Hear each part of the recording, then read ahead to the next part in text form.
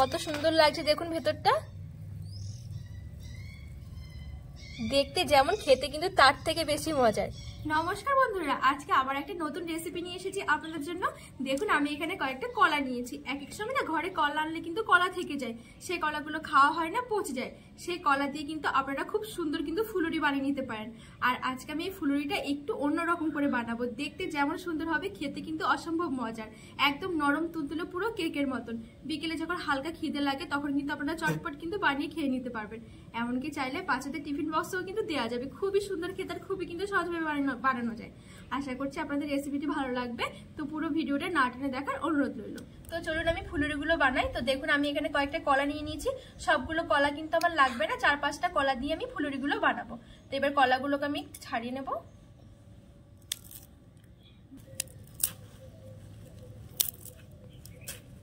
এই ফুলুরিটা বানানোর জন্য আমি এখানে 4টে কলা নিয়েছি। এবার আমি একটা বাটির মধ্যে কলাগুলো ছাড়িয়ে নেব।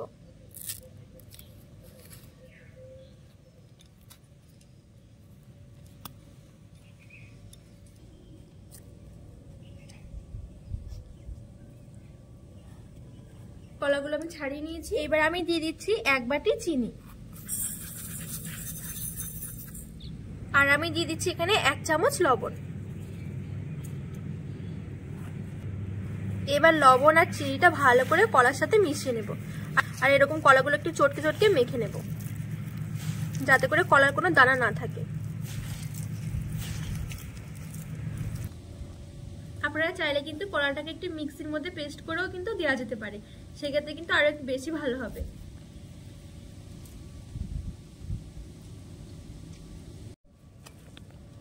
কলার সাথে নুন আর চিনিটা আমি ভালো করে মিশিয়ে নিয়েছি। এবার আমি দিয়ে দেব নারকেল। এখানে আমি 4 চামচের মতো নারকেল নিয়েছি। এই নারকেলটাকে একটু মিহি করে কুড়িয়ে নিয়েছি। এই নারকেলটা দিয়ে ভালো করে মেখে নেব।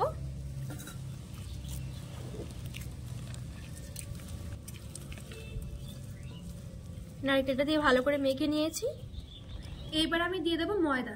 যে বাটি দিয়ে আমি চিনিটা মেপেছিলাম সেই বাটিটি দিয়ে দেবো 2 বাটি ময়দা। আপনারা যদি এখানে 1 বাটি ময়দা নেবেন তাহলে কিন্তু হাফ বাটি চিনি দিতে হবে।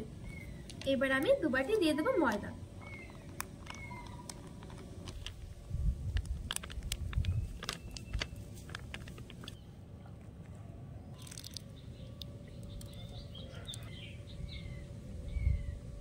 এবার আমি অল্প অল্প করে লিকুইড দুধ দিয়ে একটা গোড়া তৈরি করে নেব। এখানে যদি দুধটা যদি না থাকে তাহলে কিন্তু আপনারা জলটাও দিতে পারবেন, কোনো অসুবিধা নেই।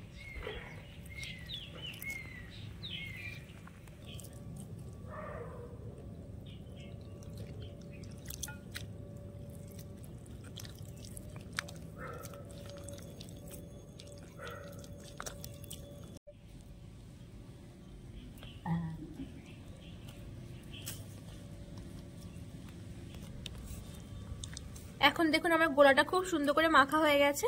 আপনারা কিন্তু দেখে বুঝতে পারছেন যে আমি কতটা ঘন করে মেখে নিয়েছি। ঠিক এরকম করে কিন্তু মেখে নিতে হবে। খুব বেশি একটা ঘন করা যাবে না, আবার খুব বেশি কিন্তু একদম পাতলা করা যাবে না। এই যে,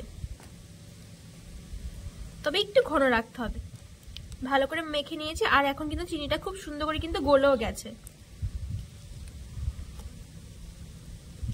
এবার আমি দিয়ে দিচ্ছি হাফ চামচের মতন বেকিং পাউডার,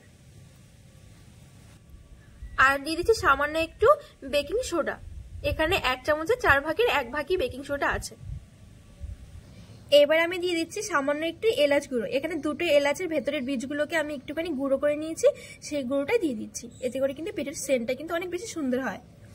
আবার আমি এই সমস্ত উপকরণগুলো একটু ভালো করে মিশিয়ে নেব। একটু ভালো করে মেশাতে হবে। যত ভালো করে কিন্তু এই গোলাটা মাখা হবে তত সুন্দর কিন্তু ফুলুরিগুলো ফুলবে, আর কিন্তু একদম সফট আর তুলতুলে হবে।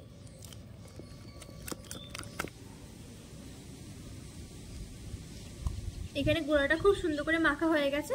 এবার চলুন আমি ফুলুরিগুলো বানিয়ে নিই। এবার আমি কড়াই বসিয়ে ফুলুরিগুলো ভাজার জন্য কিছুটা তেল গরম করে নেব।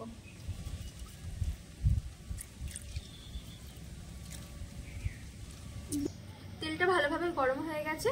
এবার আমি ফুলুরিগুলো বানিয়ে নেব। এবার দেখুন ঠিক এখান থেকে আমি 1 চামচ আমি গোলা নিয়ে নিচ্ছি। এই যে ঠিক এতটা পরিমাণ আমি গোলা নিয়ে নিচ্ছি। এবার তেলের মধ্যে ছেড়ে দিচ্ছি।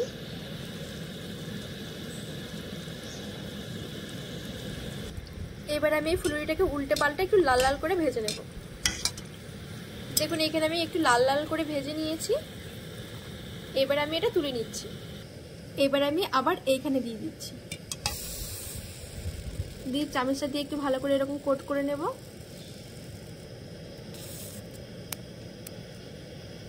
কোট করে নিয়েছি। এবার চলুন আমি আবার ভেজে নিই। আবার আমি উল্টে পাল্টে লাল লাল করে ভেজে নেব।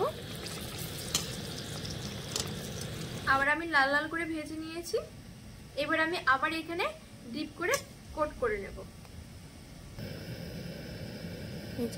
আমি আবার ভেজে নেব।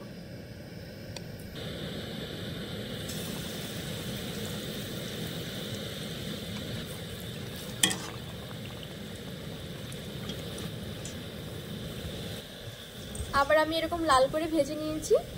এবার আমি আবার কিন্তু এভাবে কোট করে আবার ভেজে নেব। ফুলুরি যেরকম সাইজের হয় আমি ঠিক সেরকম সাইজ করে ভেজে নেব, মানে খুব বেশি একটা বড় নয়, আবার খুব বেশি একটা কিন্তু ছোটও নয়।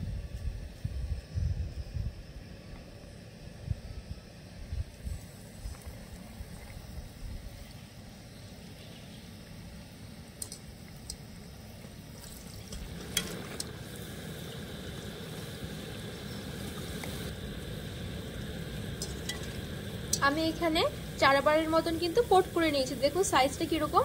আর আমি আরেকবার কিন্তু কোট করে নেবো, তাহলে পুরোপুরি পারফেক্ট ভাবে কিন্তু ফুলুরি সাইজটা এসে যাবে।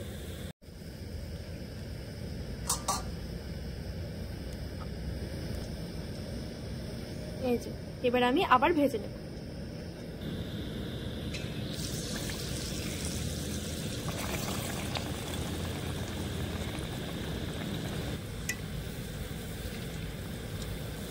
ভালো করে কিন্তু আমার ভাজা হয়ে গেছে। দেখুন আমার কিন্তু এখানে একটা ফুলুরি কিন্তু হয়ে গেছে। এইভাবে করে আমি সবগুলো ফুলুরি কিন্তু বানিয়ে নিচ্ছি। একইভাবে আমি সব ফুলুরিগুলো ভেজে নিচ্ছি। আর এতটা নরম আর তুলতুলে হয় কি বলবো, আপনারা অবশ্যই একবার বাড়িতে বানাবেন। আর খুবই সহজ কিন্তু বানাতে, খেতে কিন্তু অসাধারণ হয়।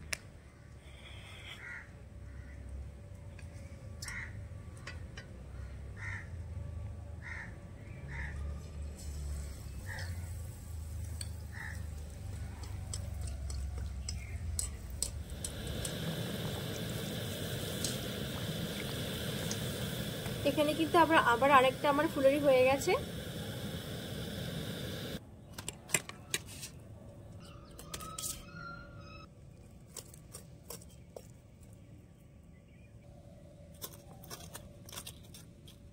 এখানে দেখুন সবগুলো ফুলুরি কিন্তু আমার তৈরি করা হয়ে গেছে।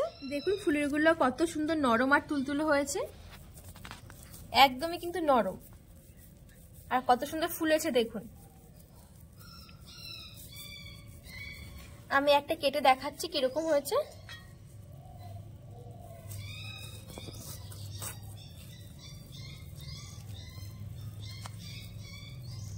কত সুন্দর লাগছে দেখুন ভেতরটা,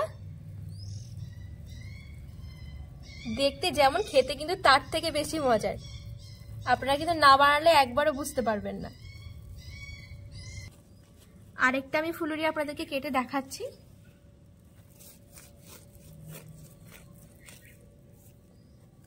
দেখুন সবগুলো ফুলুরি কিন্তু আমার খুব সুন্দর লেয়ার হয়েছে, আর কত সুন্দর লাগছে দেখুন দেখতে। কতটা নরম দেখে কিন্তু আপনারা বুঝতে পারছেন।